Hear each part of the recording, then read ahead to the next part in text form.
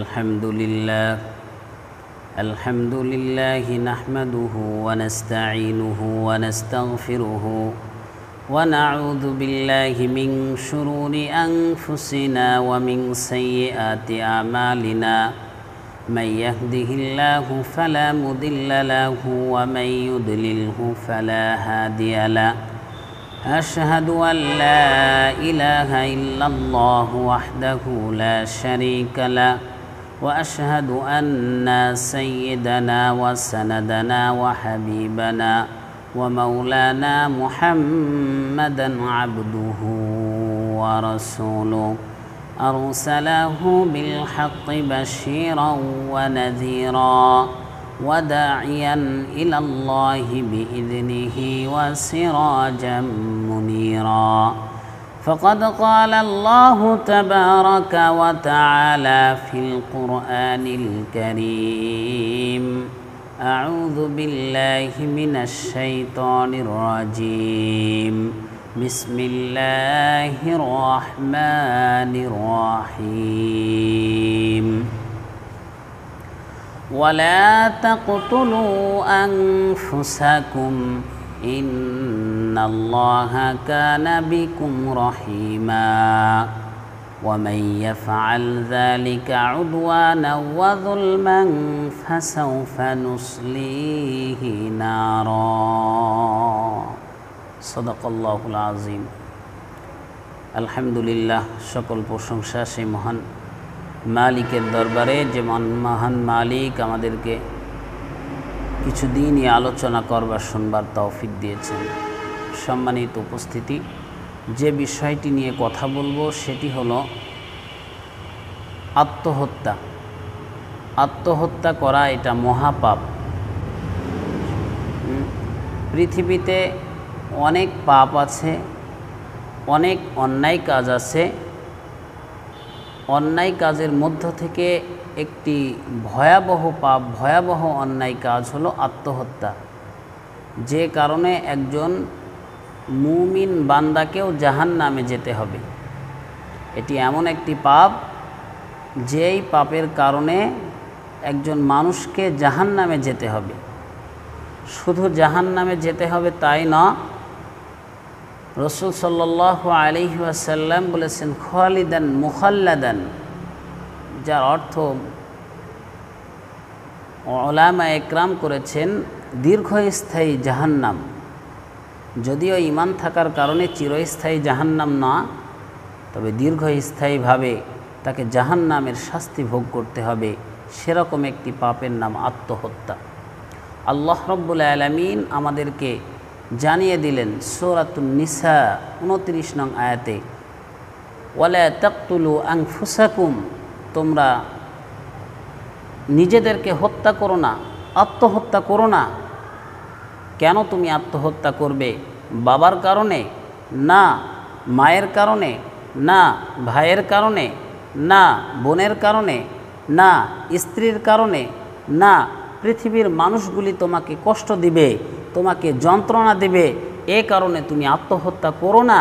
আল্লাহ রাব্বুল আলামিন বলেন ইন্নাল্লাহা কানা বিকুম রহিমা, আল্লাহ রাব্বুল আলামিন তোমার জন্য রহিম, ক্ষমাশীল, দয়াশীল। তুমি তার দয়ার দিকে তাকিয়ে থাকো, কিছুদিন তুমি অপেক্ষা করো, তুমি ধৈর্য ধারণ করো, আল্লাহ তোমার জন্য দয়ার ভাণ্ডার খুলে দিবে। তুমি সেই দয়ার ভাণ্ডারে ডুব দিতে থাকবে, তোমার সকল গ্লানি আল্লাহ তাআলা মুছে দেবে। আল্লাহ বললেন যে আত্মহত্যা করো না, এটা মহাপাপ। আল্লাহই তোমার সাহায্যকারী, আল্লাহই তোমার জন্য রহমত, আল্লাহই তোমার রহমত দান করবে। এর পরেও যদি করো, আল্লাহ বলেন ওয়ামাই ইয়াফআল যালিকা উদওয়ানান, এর পরেও যদি এই সীমা লঙ্ঘন কাজ তুমি করো, এটা শুধু পাপ নয় বরং সীমা লঙ্ঘন করা। আল্লাহ তোমাকে যে হায়াত দিয়েছে সেই হায়াতের প্রতি তুমি সন্তুষ্ট না হয়ে আগেই চলে যাওয়া, আগেই তোমার হায়াতকে শেষ করা, নিজের নফসের উপরে জুলুম করলা। আল্লাহ বলেন ওয়ামাই ইয়াফআল যালিকা উদওয়ানান, যারা এই জুলুম করবে, অন্যায় করবে, অত্যাচার করবে, উদওয়ানান, যারা এটা করবে, ওয়ামাই ইয়াফআল যালিকা উদওয়ানান ফাসাউফা নুসলিহি নারা, অচিরেই আমি তাদেরকে জাহান্নামে ঝলসাবো, জ্বলাবো। নাউজুবিল্লাহ। আল্লাহ রাব্বুল আলামিন জাহান্নামের আগুন দিয়ে আমাদেরকে পোড়াবেন। আল্লাহ বলেছেন, তোমরা আত্মহত্যা করো না, আত্মহত্যা মহাপাপ, এটা করো না। আল্লাহ তোমার জন্য রহিম, আল্লাহ তোমার জন্য রহমত নাজিল করবে। এরপরেও যদি তুমি এই অন্যায় করো, এই অপরাধ করো, তাহলে আল্লাহ বলেন ফাসাউফা নুসলিহি নারা, জাহান্নামে তোমাকে ঝলসাবো আমি। এই অন্যায় থেকে বেঁচে থাকতে হবে। রাসূলুল্লাহ সাল্লাল্লাহু আলাইহি ওয়াসাল্লাম আমাদেরকে জানিয়ে দিলেন, রাসূলুল্লাহ সাল্লাল্লাহু আলাইহি ওয়াসাল্লাম আমাদেরকে বিভিন্নভাবে জানিয়েছেন এই অন্যায় করা যাবে না। কেউ যদি আত্মহত্যার মতো এই অন্যায় পাপ কাজ কেউ করে, রাসূল বলেন যে মাধ্যমে সে এই আত্মহত্যা করবে, সেরকম এক মাধ্যম দিয়ে আল্লাহ রাব্বুল আলামিন তাকে আখিরাতে আযাব দিবেন, জাহান্নামে আযাব দিবেন। রাসূল সাল্লাল্লাহু আলাইহি ওয়াসাল্লাম বলেন, মান কাতালা নাফসান বিশাইইন, মান কাতালা নাফসাহু বিশাইইন, ব্যক্তি যে মাধ্যম দিয়ে আত্মহত্যা করবে, উযযিবা বিহি ইয়াউমাল কিয়ামাহ, ওই মাধ্যম দিয়েই তাকে আযাব দেওয়া হবে কিয়ামতে, জাহান্নামের মধ্যে আযাব দেওয়া হবে। কেউ যদি গলায় ফাঁস নিয়ে আত্মহত্যা করে, আল্লাহ রাব্বুল আলামিন তাকে গলায় ফাঁসের শাস্তি দিবেন। কেউ যদি বিষ পান করে আত্মহত্যা করে, আল্লাহ তাকে বিষ পান করিয়া জাহান্নামের মধ্যে এর শাস্তি দিবেন। কেউ যদি পাহাড় থেকে লাফ দিয়ে আত্মহত্যা করে, আল্লাহ রাব্বুল আলামিন তাকে জাহান্নামের মধ্যে এরকম উঁচা জায়গা থেকে লাফ দিয়ে আত্মহত্যা করার এই স্বাদ তাকে গ্রহণ করাবে। এটা ভয়াবহ পাপ।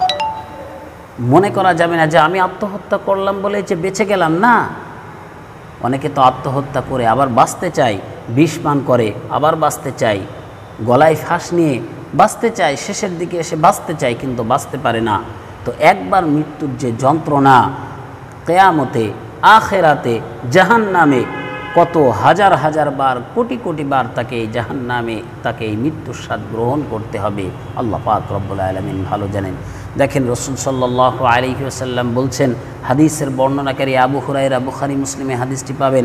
আবু হুরায়রা রাদিয়াল্লাহু তাআলা আনহু বলেন, মান কাতালা নাফসাহু বিহাদিদিন, কেউ যদি কোনো লোহার মাধ্যমে তার জীবনকে হত্যা করে, তাহলে আল্লাহ রাব্বুল আলামিন আখিরাতেও তার হাতের মধ্যে একটা লোহা তুলে দিবেন, খালিদান মুখাল্লাদান ফিহা, সেখানে সে চিরকালের দ্বারা শাস্তি পেতে থাকবে। কেউ যদি বিষ পান করে মৃত্যুবরণ করে, মান কাতালা নাফসাহু বিসাম্মিন, কেউ যদি বিষ পানের মাধ্যমে মৃত্যুবরণ করে, আল্লাহ রাব্বুল আলামিন জাহান্নামের মধ্যে তার হাতের মধ্যে বিষ তুলে দেবেন যে পান করো, পান করতে থাকো, খালিদান মুখাল্লাদান ফিহা, সেখানে চিরকাল সেই জাহান্নামের আগুনে সে জ্বলতে থাকবে। কেউ যদি পাহাড় থেকে লাফ দিয়ে আত্মহত্যা করে মৃত্যুবরণ করে, তাহলে আত্মহত্যা করে কেউ যদি পাহাড় থেকে লাফ দিয়ে আত্মহত্যা করে, আল্লাহ রাব্বুল আলামিন জাহান্নামের মধ্যে এই শাস্তির ব্যবস্থাও তার করে দিবেন। অপর হাদিস, রাসূলুল্লাহ সাল্লাল্লাহু আলাইহি ওয়াসাল্লাম বলছেন, আবু হুরায়রা থেকে বর্ণিত, আল্লাযী ইয়াখনুকু নাফসাহু, সাল্লাল্লাহু আলাইহি ওয়াসাল্লাম বলছেন, কেউ যদি গলায় ফাঁস নিয়ে আত্মহত্যা করে, আল্লাহ রাব্বুল আলামিন জাহান্নামে তার গলায় ফাঁসের ব্যবস্থা করবেন। কেউ যদি বর্ষা মেরে আত্মহত্যা করে, আল্লাহ রাব্বুল আলামিন তার বর্ষা দিয়ে জাহান্নামের মধ্যে তাকে শাস্তি দিবেন। এজন্য শাস্তি সে পাবেই জাহান্নামে। সে যত বড় ইমানদারি হোক না কেন, হাজার হাজার নামাজের আমল আছে তার, তবুও তাকে জাহান্নামে যেতে হবে। শত শত হজের আমল থাকলেও তাকে জাহান্নামে যেতে হবে, উমরার আমল থাকলেও তাকে জাহান্নামে যেতে হবে, দান সৎকার আমল থাকলেও তাকে জাহান্নামে যেতে হবে। তার আনুষঙ্গিক সব আমল আছে, এরপরেও এই ভয়াবহ পাপের মধ্যে যদি কেউ জড়ায় যায়, তাকে জাহান্নামের শাস্তি ভোগ করতেই হবে। খালিদান মুখাল্লাদান ফিহা, চিরস্থায়ী জাহান্নাম। মুহাদ্দিস ইকরাম এখানে একটু ব্যাখ্যা করেছেন, খালিদান মুখাল্লাদান ফিহা, চিরস্থায়ী জাহান্নামের অর্থ দুটি অর্থ করেছেন। এক হলো আরবেরা খালিদান মুখাল্লাদান ফিহা, এটাকে তারা দীর্ঘস্থায়ীর কথা বলেছেন, দীর্ঘস্থায়ী তারা জাহান্নামে থাকবে, ঈমান থাকার কারণে আবার তারা জান্নাতে যাবে।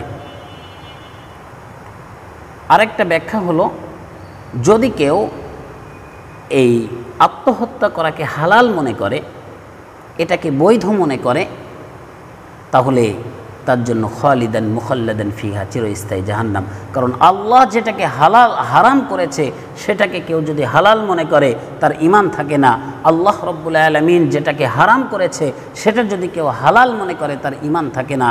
কোরআনুল কারীমের কোনো একটা আয়াতকে, কোনো একটা বিধানকে কেউ যদি অস্বীকার করে, কেউ যদি এটাকে অমান্য নয় বরং অস্বীকার করে, কেউ যদি অস্বীকার করে তাহলে সে কি মুসলমান থাকতে পারে না। নামাজ এটা আল্লাহর বিধান, কেউ যদি মনে করে যে না এটা আল্লাহর বিধান না, এটা মানুষের বানানো, তাহলে তার ঈমান থাকবে না। হজ এটা আল্লাহর বিধান, কেউ যদি মনে করে যে না হজ করার দরকার নেই, হজ না করলে কিছু হবে না, তাহলে তার ঈমান থাকবে না, ঈমান নষ্ট হয়ে যাবে। ওই ব্যক্তি খালিদান মুখাল্লাদান ফিহা, চিরস্থায়ী জাহান্নামে যাবে। এক কথায় আল্লাহর কোনো বিধানকে কেউ যদি অস্বীকার করে তাহলে তার জন্য খালিদান মুখাল্লাদান ফিহা, চিরস্থায়ী জাহান্নামী। আর এই বিধানটাকে সে যদি মেনে নেয় যে না আত্মহত্যা করা মহাপাপ, এরপরেও যদি সে অন্যায়ভাবে সেটা করে তাহলে সে এই পাপের মধ্যে জড়ানোর কারণে তাকে জাহান্নামে থাকতে হবে। কতদিন থাকতে হবে এটা আল্লাহ পাক রব্বুল আলামিন ভালো জানে। যদি ঈমান নিয়ে যেতে পারে তাহলে সে হয়তোবা জান্নাতে যাবে, তাছাড়া নচেৎ জান্নাতে যাওয়ার কোনো সুযোগ নেই। দেখেন রাসূলুল্লাহ সাল্লাল্লাহু আলাইহি ওয়াসাল্লামের জামানায় এক ব্যক্তির ঘটনা। খয়বারের যুদ্ধ চলছে, নবীজি নিজেই খয়বারের যুদ্ধের সেনাপতি। খয়বারের যুদ্ধ তো কয়েকদিন যাবৎ হয়েছিল, পরবর্তী আলী রাদিয়াল্লাহু তাআলা আনহুর হাতেই এই খয়বার বিজয় হয়েছিল। রাসূলুল্লাহ সাল্লাল্লাহু আলাইহি ওয়াসাল্লাম সাহাবাদের নিয়ে সন্ধ্যাবেলায় সারাদিন যুদ্ধ করেছে, সন্ধ্যায় সবাই তাঁবুতে আসে। কয়েকজন সাহাবী মিলে একজন ব্যক্তির গল্প করছে যে ওই ব্যক্তিকে দেখলাম খুব বীরত্বের সঙ্গে যুদ্ধ করছে, ও তো জান্নাত পর্যন্ত পৌঁছায় গেছে। রাসূল সাল্লাল্লাহু আলাইহি ওয়াসাল্লামের কানে যখন এই কথা আসলো যে ওই ব্যক্তি জান্নাতি হয়ে গেছে, জান্নাত পর্যন্ত পৌঁছায় গেছে, নবীজি বললেন এ আমার সাহাবারা শোনো, তোমরা তো তাকে জান্নাতি মনে করছো, আমি তো মনে করি সে জাহান্নামী। সাহাবা ইকরাম অবাক হয়ে গেলেন, নবীজি আপনি কি বলেন? সে মুসলমানদের পক্ষে এইভাবে যুদ্ধ করছে, কোনো কাফেরকে সে পরোয়া করছে না, আপনি তাকে জাহান্নামী বলছেন। কারণ খোঁজা শুরু করলো মুসলমানদের মধ্য থেকে কয়েকজন। চিন্তা করলো যে ও যেদিকে যায় আমি সেদিকে যাব, দেখব নবীজি কেন বললেন উনি ও জাহান্নামী। তো দেখলেন সেই ব্যক্তি যখন ডানে যায় এরাও ডানে যায়, বামে যায়, ওকে ফলো করে। একবার ফলো করতে করতে কাফেররা ওই ব্যক্তিকে আঘাত করলো। ব্যক্তি আঘাতপ্রাপ্ত হয়ে নিজেকে না সহ্য করতে পেরে, যন্ত্রণা না সহ্য করতে পেরে ছুরিকে একেবারে মাটিতে ছুরিটা পুঁতে দিয়ে সে তার উপরে ছুরির ওপরে পড়ে গেল, নিজেকে আত্মহত্যা করলো। সঙ্গে সঙ্গে ওই সাহাবী নবীজির কাছে এসে বললেন আশহাদু আল্লা ইলাহা ইল্লাল্লাহ ওয়া আন্নাকা মুহাম্মাদুর রাসূলুল্লাহ, নবীজি আমি সাক্ষ্য দিচ্ছি আল্লাহ ব্যতীত কোনো মাবুদ নেই, আমি আরও সাক্ষ্য দিচ্ছি আপনি হলেন মুহাম্মাদুর রাসূলুল্লাহ, আল্লাহর রসুল সাল্লাল্লাহু আলাইহি ওয়াসাল্লাম। নবীজি বললেন তুমি তো একবার ইসলাম গ্রহণ করেছ, আবার কেন? ওই সাহাবী বললেন ইয়া রাসূলুল্লাহ এতদিন তো আমি করেছিলাম, বুঝে করেছিলাম আর না বুঝে করেছিলাম, আজকে আপনার মুআজিজা দেখলাম, আপনি যা বলেছেন সেটাই সত্য। আপনি বললেন ওই ব্যক্তি জাহান্নামী, আজকে স্বচক্ষে দেখলাম ওই ব্যক্তি নিজে আত্মহত্যা করে জাহান্নামের পথকে বেছে নিল। নবীজি বললেন আত্মহত্যা করলে জাহান্নামে যেতে হবে। এই পাপ আজকে আমাদের সমাজে ভয়াবহ হয়ে গেছে। নিজে আত্মহত্যা করা, অন্যকে হত্যা করা, এটা আমাদের সমাজে বেড়ে গেছে। রাসূলুল্লাহ সাল্লাল্লাহু আলাইহি ওয়াসাল্লাম সেই জাহিলি যুগে এসেছিলেন। কেন এসেছিলেন? এই পাপ থেকে মানুষকে বিরত রাখার জন্য কোরআন নিয়ে এসেছিলেন। আজকে সেই নবীর আদর্শ আছে, কোরআন আছে, সব কিছু আছে, এরপরেও এই ভয়াবহ পাপ আজকে আমাদের সমাজে বেড়ে যাচ্ছে। এই পাপ থেকে বিরত থাকতে হবে। আল্লাহ বলেন লা তাকনাতু মির রাহমাতিল্লাহ, আমার রহমত থেকে তোমরা নিরাশ হও না, বঞ্চিত হয়ে না। তুমি কিছুদিন অপেক্ষা করো, ধৈর্য ধারণ করো, তুমি অপেক্ষা করো, ধৈর্য ধারণ করো, আমার প্রতি ভরসা রাখো, আমার রহমত তোমার জন্য বর্ষিত হবেই হবে ইনশাআল্লাহ। এজন্য এই ভয়াবহ পাপ থেকে আমরা নিজেরা বাঁচব, আমাদের সমাজের মানুষদেরকে বাঁচাবো।